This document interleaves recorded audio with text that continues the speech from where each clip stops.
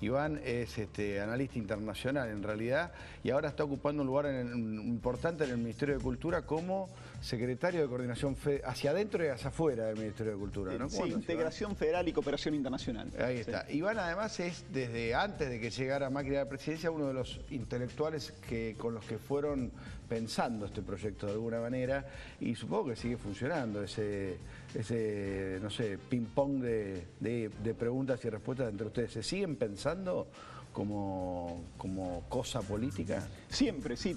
En la práctica tenemos una mesa de ideas, para llamarlo de alguna manera, que formamos parte, bueno, Marcos Peña, Hernán Iglesias, Alejandro Rosich, Pablo Belluto, yo y un par de personas más.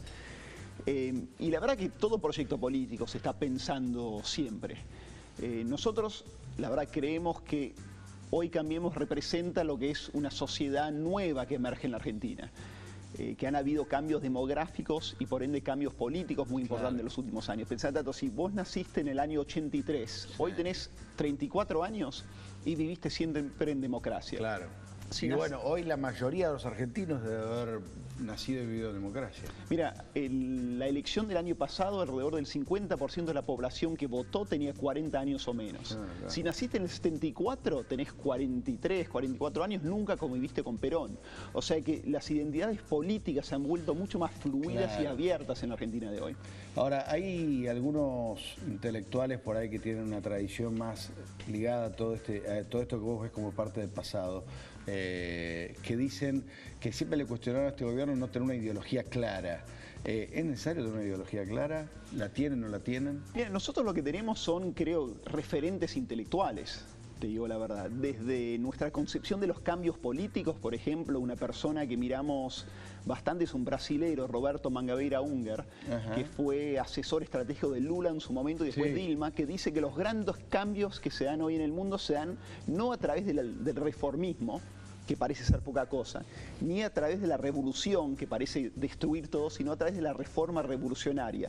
Cambios chicos de acupuntura que llevan a cambios más grandes. Un ejemplo puntual de eso, por ejemplo, es la ley del arrepentido en causas de corrupción y otro el fin del reeleccionismo en la provincia de Buenos Aires, ¿no? Esos son cambios chicos, pero que marcan una tendencia que realmente después terminan cambiando un sistema político.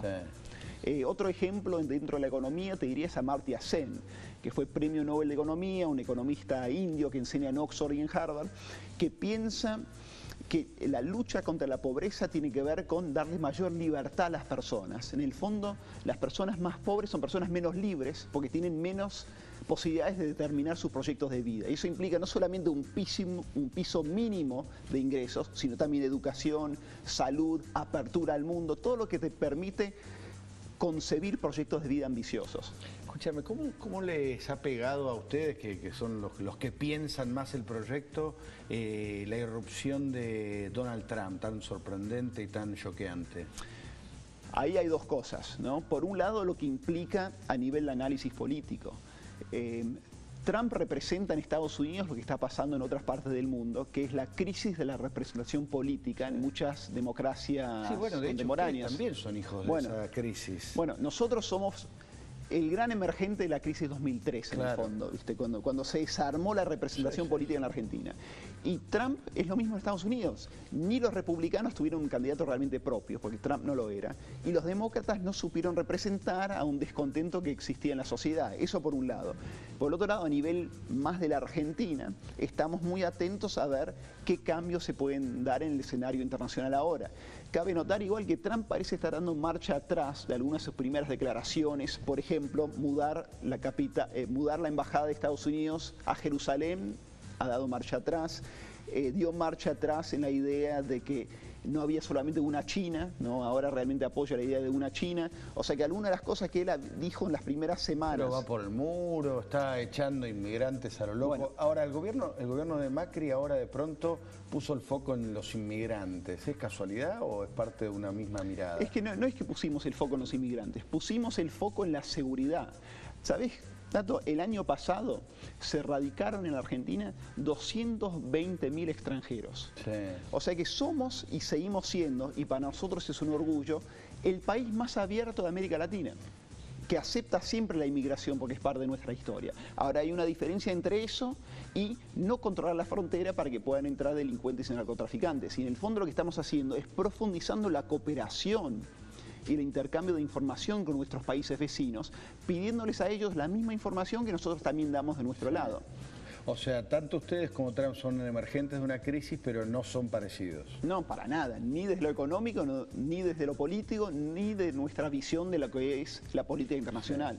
¿Y cómo se construye un partido nuevo como es el de ustedes o una... ¿qué lo llaman partido ustedes? Sí, sí, sí. Porque vos estás hablando de conceptos o miradas de la realidad que son distintas. ¿Qué hacen? ¿Le hacen un test de Cooper, una entrevista a los tipos que se van sumando? ¿O es una cosa que se van plegando detrás de Macri y de lo que él va pensando? Mira, el PRO siempre fue un partido abierto que incluyó radicales y peronistas. Cambiemos es la consolidación de esa tendencia de incluir personas cuyo énfasis está no tanto en de dónde vienen, sino hacia dónde quieren ir, ¿no? Un enfoque más bien en valores y no tanto en un pasado. Está bien, pero este año es un año electoral, vos tenés que elegir, alguien tiene que elegir a los candidatos que son los que van a llevar la bandera de Cambiemos. Ahí que te fijas en si mide bien, si piensa más o menos lo que piensan ustedes, tenés que hacer un mix. No, creo que lo fundamental es la coherencia de la idea, ¿no? De que la Argentina tiene que ser un país normal y por normal... Por eso, priorizás la idea sobre el posible resultado. Eso es un desafío. Definitivamente. Y cuando digo país normal, para la Argentina ser un país normal es ser un país revolucionario, porque fuimos anormales por mucho tiempo. Una economía normal, una política normal, y con eso realmente la Argentina es imparable en el mundo de hoy. Somos un país de enormes oportunidades y de enorme desarrollo ya en muchos elementos que el mundo necesita. ¿Qué cosas te están haciendo ruido? Ahora hay una gran controversia, por ejemplo, con el acuerdo del gobierno con el Correo Argentino. ¿Cómo te parás frente a esas cosas? Mira, la verdad que coincido mucho con lo que dijo María Eugenia ayer en un programa de televisión, de que pongo en las manos en el fuego por Mauricio acá. Pero no tiene que hacer eso no se hace. No, pero sí, Tato, a ver, este es un... No, me refiero a que no es una cuestión de fe, es una cuestión de certeza. Bueno, yo los detalles no los tengo, obviamente, claro. No sigo esa temática. Lo que sí sé es por 12 años una deuda y que ningún gobierno, en particular el kirchnerismo, quiso cobrar. Sí. O sea, que de alguna manera no quiso recuperar la plata que le correspondía al Estado. Y este es un proceso judicial donde operan peritos, que está en la justicia, donde todos los acreedores llegaron a un acuerdo. Y bueno, y ahora la justicia tendrá que dictaminar si le parece bien o mal el acuerdo. Hablame un poquito de la famosa grieta, de nuestra relación con el pasado inmediato. ¿Crees que salimos bastante bien del despelote que dejó el kirchnerismo en ese sentido? Salimos con dificultad, pero bastante bien, creo, de lo que fue la crisis económica que dejó el kirchnerismo. Estamos con mucho esfuerzo y también con mucha cooperación de algunos sectores de la oposición, saliendo de la grieta política. Digamos, hoy hay mucho más diálogo dentro del Congreso y hay un diálogo que creo que no se vio nunca en democracia entre el Ejecutivo y los gobernadores. Sí, pero en la calle... Bueno, a eso llegaba. Lo más complicado, pero creo que también lo estamos logrando hacer, gracias a la ciudadanía, que es mucho más madura de lo que creen muchos políticos, dejando de a poco atrás la grieta cultural. Sí. Creo que en la sociedad civil hay mucho más diálogo hoy de lo que había hace 10 años, en particular porque se puede hablar y se puede discrepar sin miedo a nivel de la sociedad civil. Y eso es muy importante para la madurez de nuestra democracia. Sí, yo sabes que veo todavía muchísima pelea por pavadas, por incluso discusiones cuando estamos de acuerdo, que es una cosa muy loca y muy argentina. Se me ocurre que los cambios culturales son los más lentos, ¿no?, que se producen. Los cambios culturales son siempre los más lentos, pero parte de lo que está... Creo, por lo menos, que parte de lo que intentamos hacer desde el gobierno es crear un marco de convivencia básica para que se puedan dar las conversaciones que antes no se podían dar. Y creo que eso es lo que toca al gobierno, no tanto una bajada de línea, sino crear la estructura dentro de las cuales el ciudadano siente que puede opinar libremente y explorar sus verdades. ¿Los medios públicos tienen un rol en el sentido, bueno, lo tuvieron en provocar grieta, digamos, deberían tenerlo, lo tienen también en terminarla? Sí. Pero ojo, de nuevo, no en el sentido de bajar una línea, sino en el sentido de dar un ejemplo. Y creo que eso es lo que se busca hacer y creo que Hernán lo está haciendo bastante bien. crear programas de tele, por ejemplo, o crear un canal donde muchas voces pueden ser escuchadas. Ese es el ejemplo que necesita la sociedad. No se agarra la piña, digamos. Ya vos crees que con eso generás el espacio para que... Claro, después el cambio te viene de abajo. Claro, pero no es solamente que no se agarren a piñas. Es primero que existan diversas voces y después que no se agarren a piñas. Sí. Hace un par de años no existía esa diversidad de voces en los medios públicos. Ese es el primer paso, y el segundo paso, discutir en convivencia y con argumentos y no con ataques personales. ¿Cuál es la política cultural de este gobierno? Hay distintos elementos, pero empezamos por el hecho de que tal vez el gran desafío cultural que tiene un Ministerio de Cultura, por ejemplo, en la Argentina, es hacer que la cultura sea realmente federal. Te doy un ejemplo, Tato. El Ministerio de Cultura de la Nación es dueño de alrededor de 22 inmuebles. 17 están en zona metropolitana, Ciudad de Buenos Aires o Provincia de Buenos Aires. O sea que desde lo arquitectónico, nunca fue concebida a nivel nacional. El Centro Cultural Kirchner es como el gran ejemplo de eso. Un ejemplo total de eso. Y se da la paradoja. Argentina, por un lado, es una superpotencia cultural. Somos el país del tango, de Cortázar, de Borges, de Messi, del Papa Francisco, de la Reina Máxima, de Dulce de Leche, etcétera, etcétera. Sí. Pero al mismo tiempo somos un país que de la misma manera hay millones de personas que no tienen cloacas o no tienen gas, no tienen acceso a la cultura. Me da gracia que pongas como cosas, como hechos culturales, el Papa Francisco, Dulce de Leche y Máxima, pero es verdad. Pero es verdad. Es lo que habla, es lo que habla de nosotros. Pero ¿qué me decías de las cloacas? Que parece incompatible. Es que por un lado somos esa superpotencia, pero por el otro lado, de la misma manera que hay personas que no tienen acceso a los servicios básicos en la Argentina, no tienen acceso, por un lado, a la oferta cultural que tiene la Argentina y por otro lado a la capacidad de desarrollar su potencialidad cultural. Entonces un desafío que estamos siempre pensando con el ministro Abeluto y los otros secretarios es cómo hacer que esa riqueza cultural de la Argentina llegue a todo el país y no solamente de Buenos Aires a las provincias, sino la riqueza que tienen las provincias, que llegue al centro y que llegue al resto del mundo. Porque obviamente que mucha de la riqueza cultural es de tierra adentro, no del área urbana, ¿no? Pero no se conoce mucho acá y no se conoce mucho en el exterior.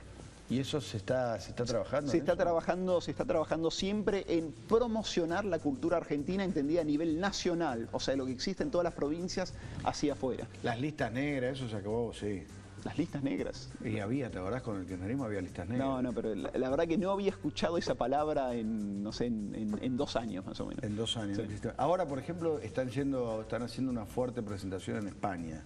Arco, exactamente. Que es una exposición cultural muy amplia. Arco es la feria de arte contemporáneo iberoamericano más importante del mundo. Argentina este año es país invitado, lo fue hace un par de años Colombia, y lo que estamos haciendo es llevando lo que es la vanguardia del arte argentino, no solamente a Madrid, donde está Arco, pero usando Madrid como una ventana para toda Europa. O sea que traspasamos las fronteras de la feria para intervenir culturalmente a toda Madrid. Y la verdad que es una propuesta muy importante, estamos muy contentos porque lo que estamos haciendo es llevando, y esto quiero resaltar, la vanguardia, en particular el arte emergente argentino, mostrando a la Argentina que somos hoy y no anclándonos en lo que fuimos en el pasado. Escuchame una cosa, llevas 1 año y pico de funcionario, lo mejor y lo peor de trabajar en el Estado. Mira, lo mejor es, y tal vez es un cliché, pero es cierto, lo mejor es sentir que realmente lográs cambiar cosas. Haces cosas, ves los resultados y ves que hay gente que se beneficia por los resultados. Y eso la verdad que es tremendamente gratificante. Sí. Lo peor, la verdad es que hay mucho trabajo por hacer en el Estado por mejorar los procesos administrativos y burocráticos. Claro. Es muy lento, es muy pesado, es muy demandante todo eso. Y todo lo que se puede hacer y se está trabajando mucho, por ejemplo, pasando el expediente de papel a electrónico, para agilizar los procesos haría que se pueda hacer mucho más. Todavía se hace de papel, qué cosa. Hasta hace un par de meses era de papel, estamos pasando a electrónico como se hizo en la ciudad. ¿Vas a ser candidato a algo o no? No. ¿Seguro o no? Seguro. Todos dicen que no, ¿quién va a ser candidato? Seguro. Todos dicen que no. Seguro, te dejo una ficha. Es una cosa muy rara porque antes los políticos, en serio, hace 15, 20 años, se morían por ser candidatos, porque era el momento donde se exponían. Ahora nadie quiere ser candidato en ningún lado. Yo la verdad, en lo personal, estoy muy contento donde estoy y estamos haciendo un gran trabajo.